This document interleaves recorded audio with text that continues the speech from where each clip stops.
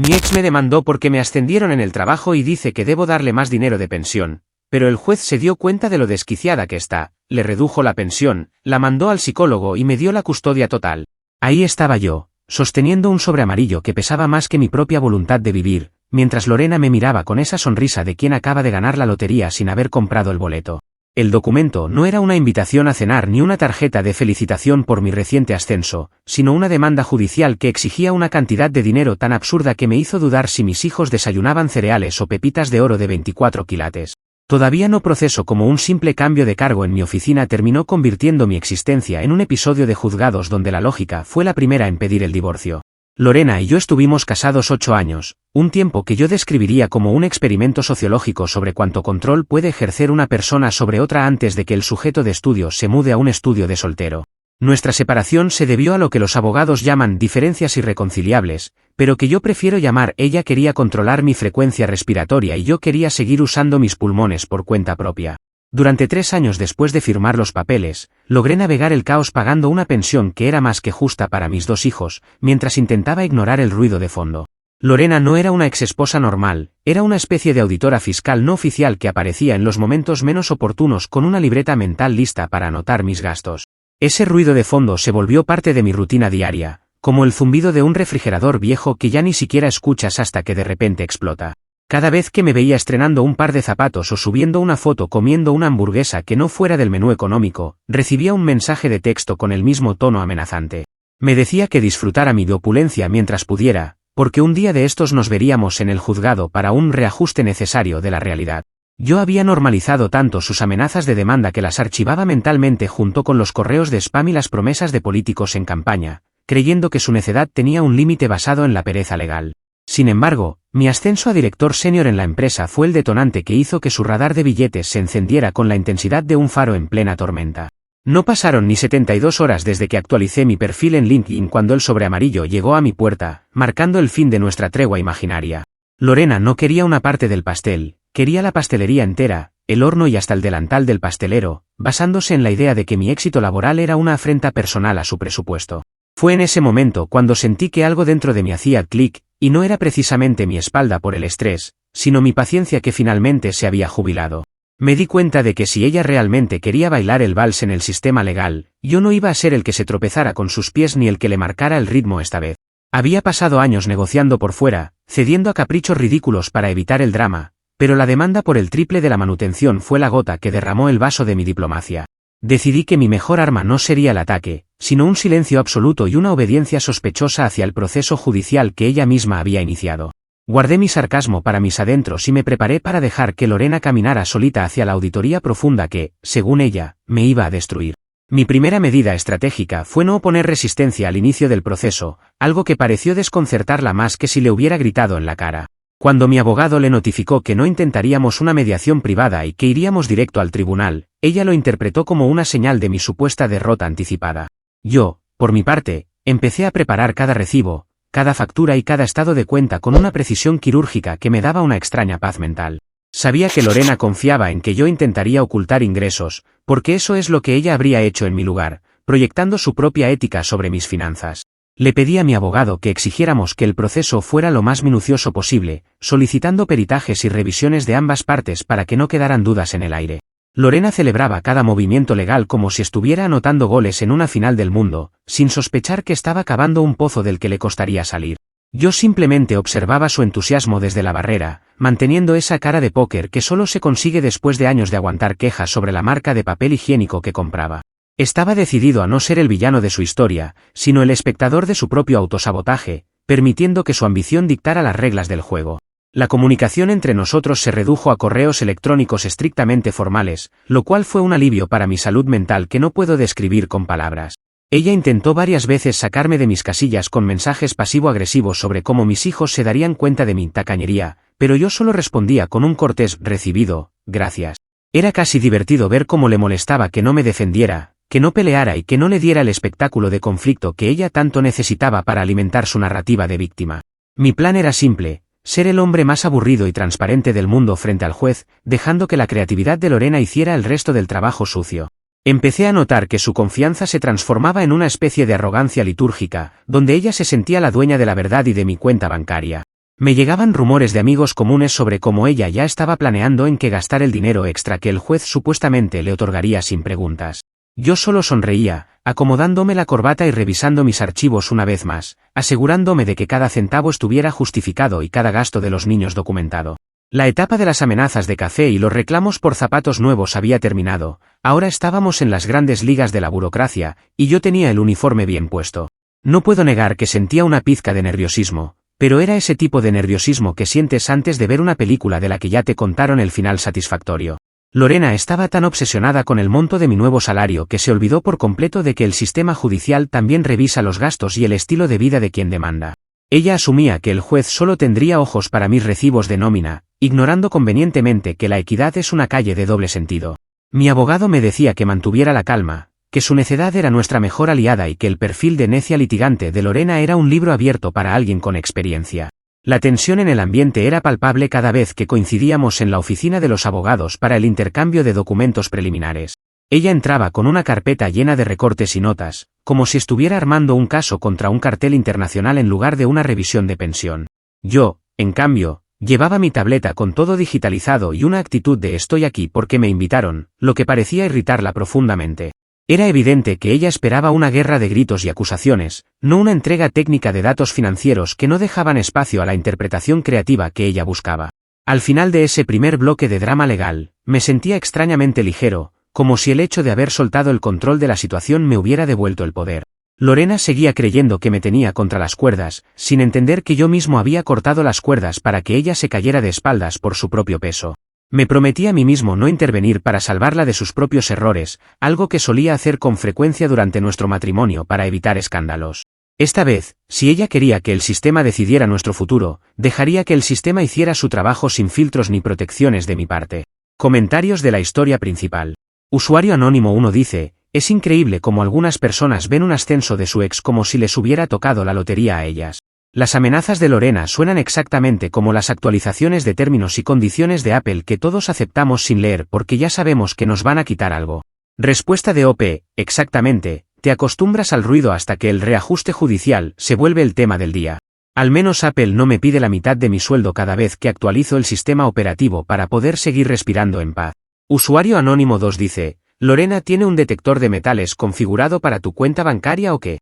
Es impresionante que supiera lo de tu ascenso antes incluso de que pudieras celebrar con una pizza, parece que trabaja infiltrada en tu departamento de recursos humanos. Respuesta de OP, a veces creo que tiene un sexto sentido para el dinero ajeno que ya quisiera cualquier inversor de Wall Street. Es mi mala suerte confirmada, me ascienden un martes y el miércoles ya tengo una demanda por opulencia desmedida esperándome en la puerta. Actualización 1. Ha pasado un mes desde la última actualización y las cosas han pasado de ser un simple pleito legal a convertirse en un espectáculo social digno de una telenovela de bajo presupuesto. Todo iba relativamente bien, dentro de lo que cabe cuando tienes una demanda colgando sobre tu cabeza, hasta que Lorena decidió que el juzgado era un escenario demasiado pequeño para su talento dramático. Empezó a pregonar mis supuestos delitos financieros en el grupo de padres del colegio, un lugar donde normalmente solo se discuten las meriendas y las fechas de los exámenes. Me dio la impresión de que su estrategia ahora consistía en arruinar mi reputación laboral y personal antes de poner un pie en el juicio, acusándome frente a todos de dejar a mis hijos en la miseria mientras yo vivía una vida de lujos. Lo más irónico de todo es que su gran prueba de mi opulencia era un reloj de marca que empecé a usar después del ascenso, un objeto que en realidad es una imitación de $10 comprada en un mercado de pulgas. Ver a Lorena señalar mi muñeca en el estacionamiento de la escuela como si tuviera un Rolex de platino fue uno de los momentos más surrealistas de este proceso. Yo me limité a responder con una sonrisa de no sé de qué me estás hablando y seguí caminando hacia mi coche, evitando entrar en el fango de sus provocaciones públicas. Sabía que cualquier palabra que dijera en ese chat de padres sería usada en mi contra, así que opté por el silencio administrativo y un correo formal a la dirección de la escuela pidiendo neutralidad.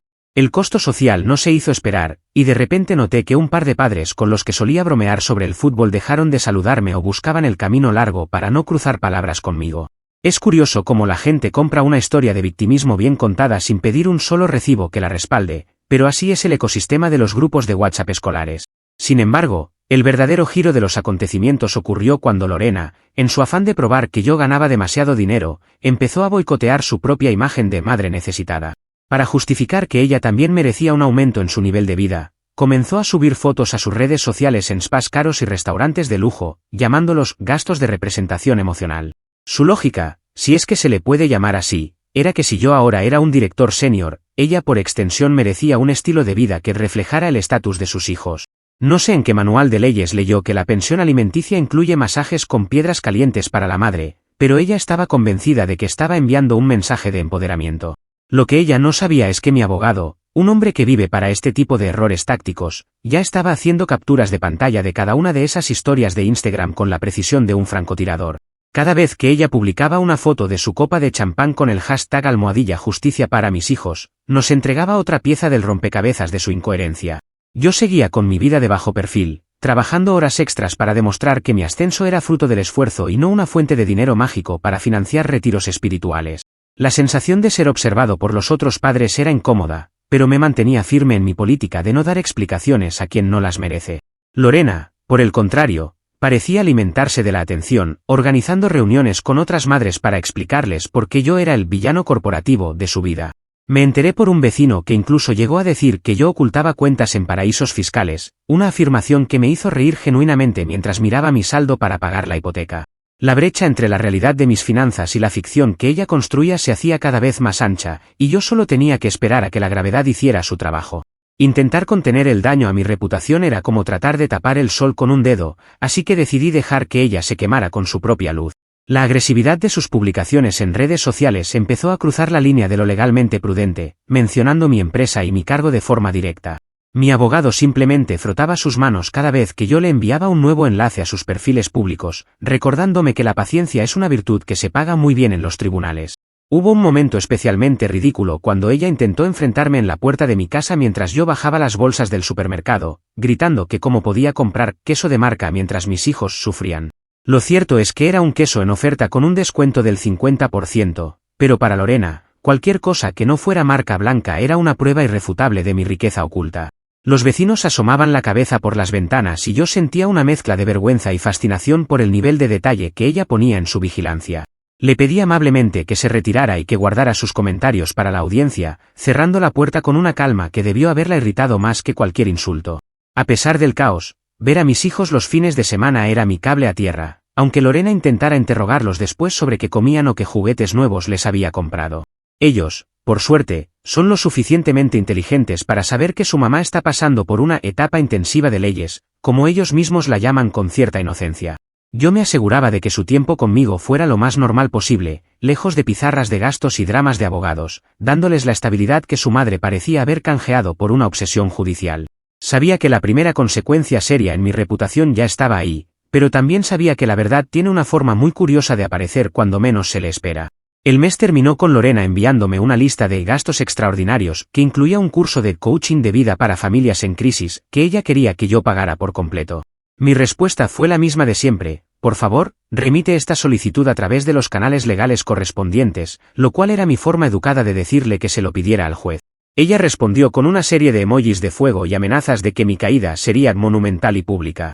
Yo solo pude pensar que, si ella seguía gastando en spas para representar emocionalmente a nuestros hijos, el único monumento que veríamos sería el de su propia bancarrota moral. Comentarios de la actualización 1. Usuario Anónimo 1 dice: gastos de representación emocional es la frase más audaz que he escuchado en toda mi vida. Lorena no necesita un abogado, necesita un premio a la creatividad contable por intentar facturar masajes como si fueran útiles escolares. Respuesta de OP: la audacia de esta mujer no tiene límites geográficos ni lógicos. Estoy convencido de que para el próximo juicio inventará el impuesto por respirar su mismo aire o el canon por haber soñado con ella. Usuario Anónimo 2 dice: me parece que te quedaste muy tibio en el grupo de padres del colegio, el que calla otorga y deberías haber puesto las cosas en su sitio. Yo la habría dejado en ridículo delante de todos compartiendo la foto del reloj de $10. Respuesta de OP: entiendo tu punto, pero en estas ligas la paciencia es una estrategia mucho mejor que un pleito de WhatsApp. Prefiero que ella se hunda sola con sus mentiras mientras yo mantengo la compostura. Es una guerra de resistencia, no de velocidad. Actualización 2. Han pasado 3 meses desde la última actualización y el terreno de juego se ha trasladado finalmente a la sala de audiencias, donde la realidad suele chocar de frente con las fantasías. Todo iba bien, dentro del protocolo legal, hasta que llegamos a la audiencia preliminar y Lorena, fiel a su perfil de necia incorregible, decidió que cualquier acuerdo era una ofensa a su dignidad. Mi abogado y yo presentamos una oferta que incluso superaba lo que la ley exige, solo por terminar con el teatro y recuperar un poco de paz. Sin embargo, Ella rechazó la propuesta antes de que termináramos de leerla, alegando que ella no buscaba un acuerdo, sino la victoria total y un reconocimiento público de mis supuestas faltas. Para respaldar su demanda de triplicar la pensión, presentó una lista de gastos mensuales que habría hecho sonrojar a un millonario de Silicon Valley. Incluyó, con una seriedad que daba miedo, clases de equitación de alto rendimiento para nuestros 2 hijos, a pesar de que ambos les tienen un miedo atroz a los caballos y lloran si se acercan a un pony. También añadió una tarifa por gestión de hogar para ella misma, argumentando que su tiempo organizando la vida de los niños tenía un valor de mercado que yo debía sufragar. El juez Valenzuela, un hombre con una cara de piedra que parecía haberlo visto todo desde el inicio de los tiempos, empezó a revisar los papeles con una lentitud desesperante. El momento cumbre llegó cuando el juez, ajustándose las gafas, le preguntó a Lorena por qué sus gastos personales en ropa y estética habían subido un 200% en los últimos meses si la demanda era supuestamente para cubrir las necesidades de los niños. Lorena, en lugar de dar una explicación coherente o simplemente callarse, decidió que lo mejor era litigarle al juez su propio tono de voz. Empezó a decir que la pregunta era machista y que el juez estaba sesgado por una visión patriarcal de la economía doméstica, alegando que ella necesitaba estar bien y radiante para que los niños estuvieran bien. El aire en la sala se volvió tan denso que casi se podía cortar con un cuchillo, mientras mi abogado me daba un codazo discreto para que no me riera. El juez Valenzuela arqueó una ceja de una manera tan pronunciada que pensé que se le iba a escapar de la frente, guardando un silencio sepulcral durante varios segundos.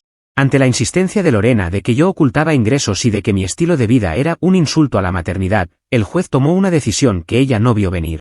Ordenó un peritaje psicológico y social completo para ambos, además de una auditoría forense de nuestras cuentas de los últimos 2 años. Lorena, increíblemente, empezó a celebrar en la misma sala, gritando que por fin habría transparencia, y que mi castillo de naipes se vendría abajo. Yo simplemente asintí, sabiendo que mis cuentas estaban más limpias que un quirófano y que el peritaje social iba a revelar realidades que ella no quería aceptar.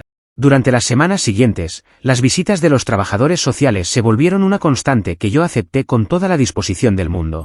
Les abrí las puertas de mi casa, les mostré mis estados de cuenta y les permití hablar libremente con mis hijos, sin intervenir ni intentar influir en sus respuestas. Lorena, por el contrario, empezó a ver fantasmas en cada esquina, tratando a los peritos como si fueran sus empleados personales que debían darle la razón en todo.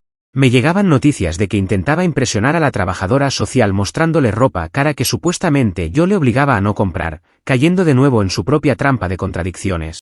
Su táctica de doblar la apuesta consistió en contratar a un investigador privado para seguirme, esperando encontrarme en algún casino clandestino o comprando un yate.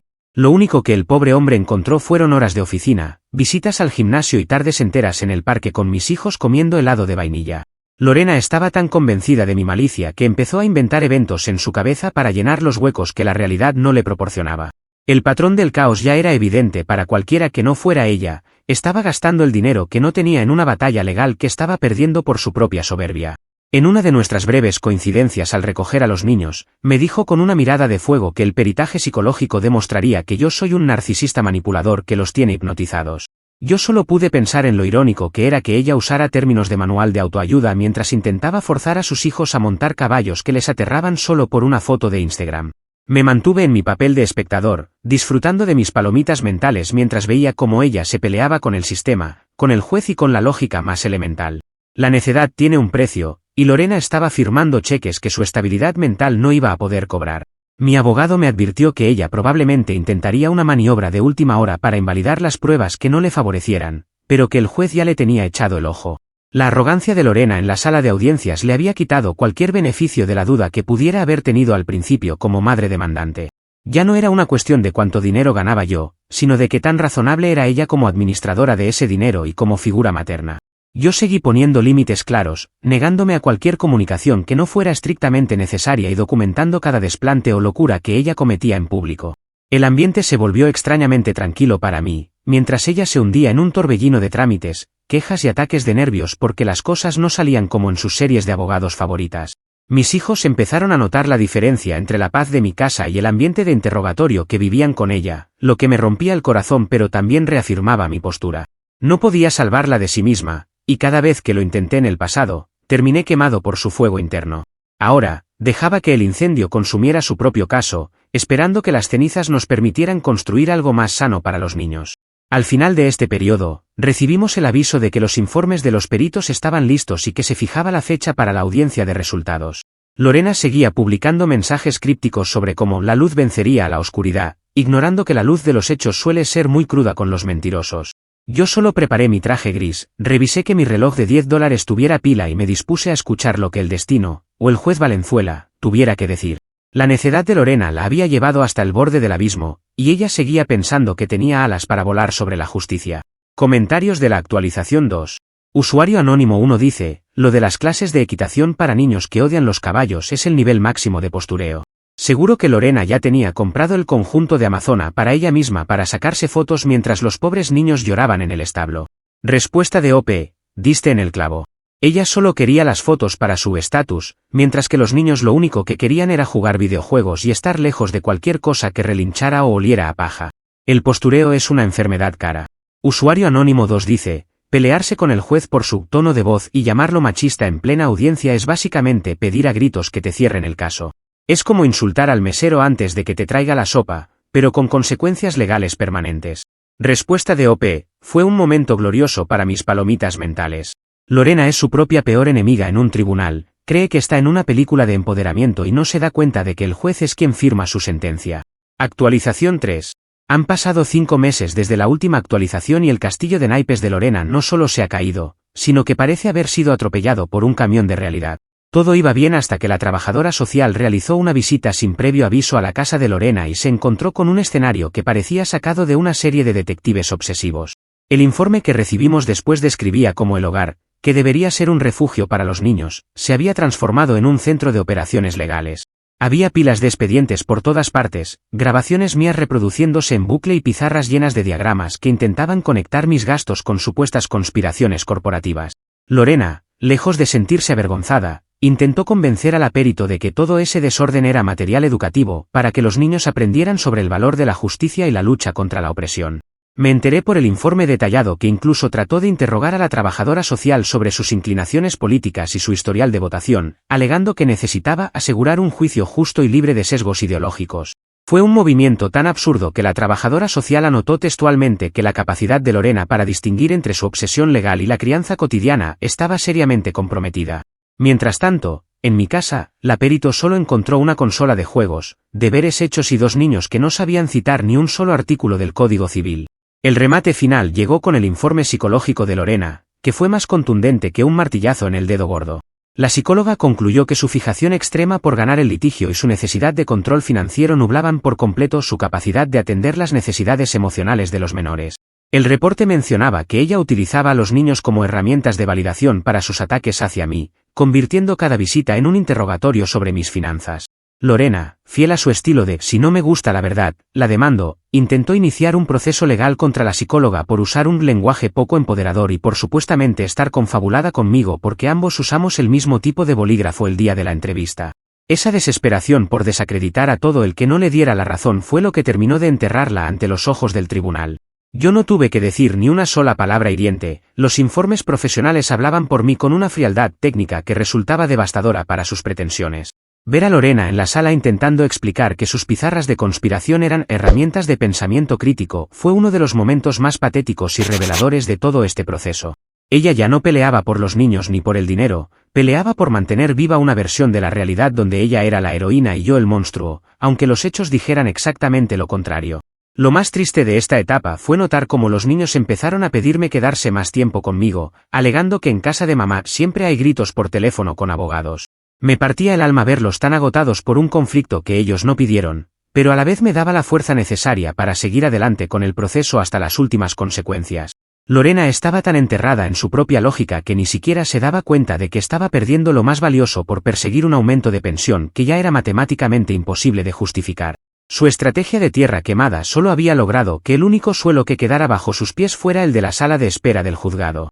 Incluso intentó presentar una queja formal contra el juez Valenzuela por mirarla de forma condescendiente, una maniobra que mi abogado calificó como un suicidio jurídico de manual. Cada paso que daba la alejaba más de la custodia y la acercaba más a un diagnóstico de inestabilidad que el juez no podía ignorar. Yo me mantuve firme en mi casa, asegurándome de que fuera el lugar aburrido, seguro y lleno de Minecraft que los niños necesitaban desesperadamente. No había hilos rojos conectando fotos en mis paredes, solo dibujos de la escuela y recordatorios de que el sábado tocaba pizza, independientemente de lo que dijera cualquier tribunal. El informe final de la perito social fue el último clavo en el ataúd de su demanda, recomendando una revisión urgente de la custodia compartida debido al entorno tóxico que ella había creado. Lorena reaccionó subiendo un vídeo a redes sociales donde lloraba sin lágrimas, diciendo que el sistema la estaba cancelando por ser una mujer fuerte e independiente. Sus propios seguidores empezaron a cuestionarla, ya que el vídeo se grabó en el mismo spa de gastos emocionales, que ya le había traído problemas antes. La falta de autoconciencia de esta mujer es, honestamente, un fenómeno que debería ser estudiado en las facultades de psicología y contabilidad por igual. A esas alturas, yo ya ni siquiera sentía rabia, solo una profunda fatiga y la certeza de que el final estaba cerca. Lorena había convertido su vida en un expediente judicial y se había olvidado de ser una persona, una madre o incluso una ciudadana funcional.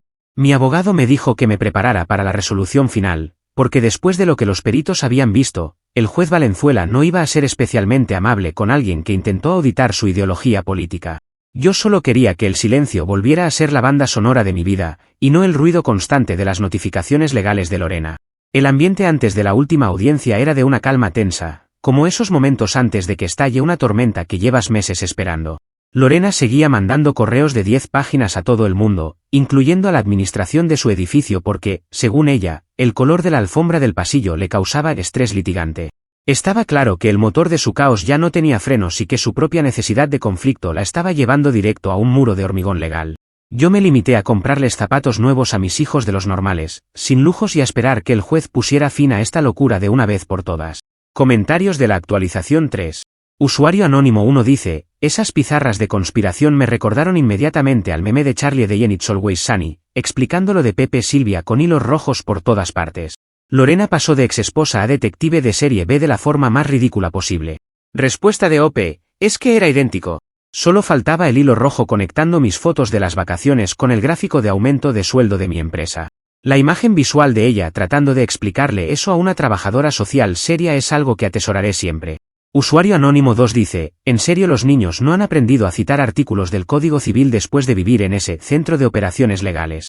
Me sorprende que no hayan intentado demandarte ellos mismos por no dejarles jugar más tiempo a la consola. Respuesta de OP, afortunadamente, en mi casa el único código que se respeta es el de conducta en los servidores de Minecraft. Me aseguro de que el único lenguaje legal que escuchen sea el de prohibido comer dulces antes de la cena, y por ahora, esa ley se cumple con bastante éxito. Actualización 4. Ha pasado un mes desde el juicio final y el boomerang que Lorena lanzó con tanta saña regresó con la fuerza de un meteorito impactando directamente en su propia lógica. El día de la sentencia, la sala estaba en un silencio absoluto, excepto por el sonido de Lorena golpeando nerviosamente la mesa con sus uñas perfectamente manicuradas. El juez Valenzuela no se anduvo con rodeos, no solo denegó el aumento de la pensión, sino que, basándose en los informes de los peritos que describían su casa como un entorno tóxico y obsesivo, decidió que la custodia total de los niños debía ser para mí. Fue un giro que ella nunca vio venir porque estaba demasiado ocupada contando el dinero que aún no tenía. El razonamiento del juez fue demoledor, afirmó que la fijación obsesiva de Lorena con el dinero y su comportamiento errático durante el proceso demostraban que no estaba en condiciones de proveer un entorno emocionalmente estable. En ese momento, Lorena perdió lo que le quedaba de compostura y se puso a gritar en plena sala que el juez era un machista oprimido por el sistema, lo cual fue la peor decisión de su vida. El juez Valenzuela, sin inmutarse, le impuso una multa inmediata por desacato y ordenó que cualquier derecho de visita el fin de semana estuviera condicionado a que ella iniciara una terapia psicológica obligatoria. La escena fue tan caótica que tuvieron que escoltarla fuera mientras ella seguía reclamando sobre sus derechos de representación emocional. Debido a que ahora yo tengo la custodia total, el juez tuvo que recalcular la pensión alimenticia y, técnicamente, Lorena debería ser quien me pague a mí ahora. Sin embargo, el juez determinó que, dada su situación de inestabilidad, la pensión quedaría en cero para que ella pueda usar ese dinero en su necesaria rehabilitación y tratamiento. Básicamente, Lorena demandó por el triple y terminó perdiéndolo todo, la pensión, la custodia y hasta el derecho a quejarse de mis zapatos sin que un psicólogo lo anote en su informe. El resultado final es que mi casa ha recuperado un silencio que no conocía desde hace años y mis hijos han dejado de hablar de leyes para volver a ser simplemente niños. Lorena, lejos de aprender la lección, ahora ha volcado toda su energía litigante contra la administración de su edificio, mandándoles cartas legales de 10 páginas porque el tono de beige de las alfombras le genera ansiedad institucional. Me han contado que los vecinos ya están recolectando firmas para que se mude, pero ella sigue convencida de que es la víctima de una conspiración global que incluye a los alfombristas. Yo, Por mi parte, me quedé con la paz mental, la custodia de lo que más quiero y un ascenso que por fin puedo disfrutar sin sentir que cada éxito laboral es una invitación a un juzgado. Mi vida ahora es refrescantemente aburrida, trabajamos, jugamos, y si pido una pizza extra el viernes, no tengo que preocuparme por si eso aparecerá en una pizarra de conspiración el lunes siguiente.